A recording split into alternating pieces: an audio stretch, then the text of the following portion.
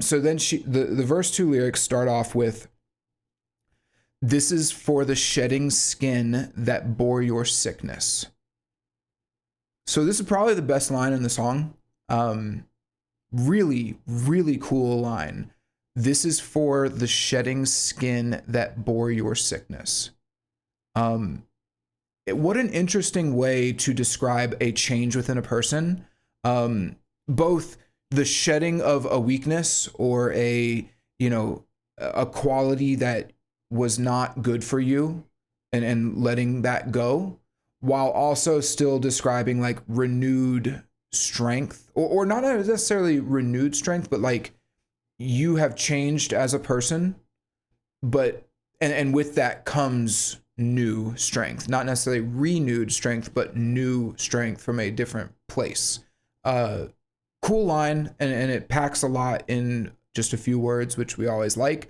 And of course, the idea of changing, staying who you are while still undergoing a change is absolutely an idea in the song. It's something that she's mentioned in the chorus.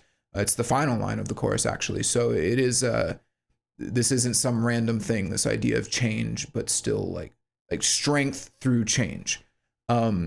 She then says it isn't over. That's fine. Just, it's sort of, I do think she probably could have said something different in the second verse, but whatever.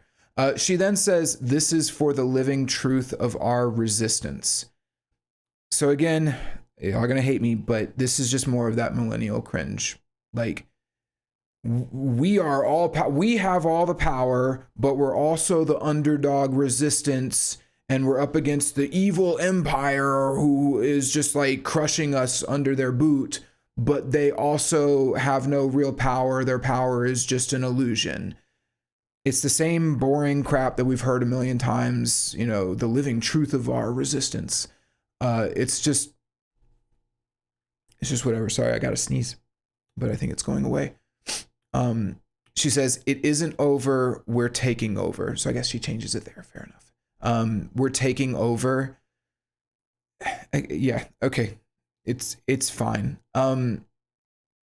Anyway, so this verse as a whole, it takes the story a little bit further. These silent voices that we had in verse 1 are now a full-blown resistance. They're shedding their skin, shedding that weakness, and changing into something stronger and greater.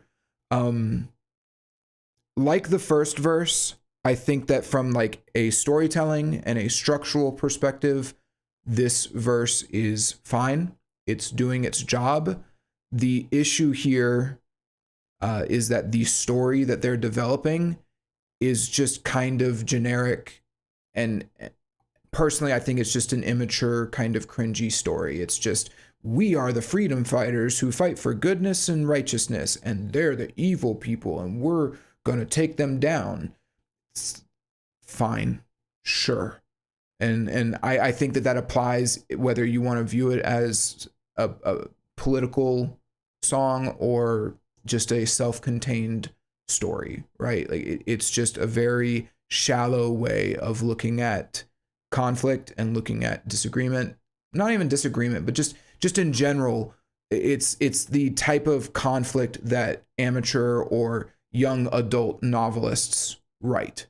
We're the good guys, they're the bad guys, and that's it. There's no understanding of who is good or who is bad or why they're good. I'll talk about this later. I don't want to get into this now, but I guess the point I'm saying is, like, just because you are actually telling a story and you are following the rules of songwriting and having your verses sort of build the conflict and develop the conflict, right, doesn't necessarily make the story or the idea of the song automatically good. It can still be a pretty bland story, which is unfortunately what I think we're getting here. Yeah. With all that said, we go back to the chorus, which the chorus is great.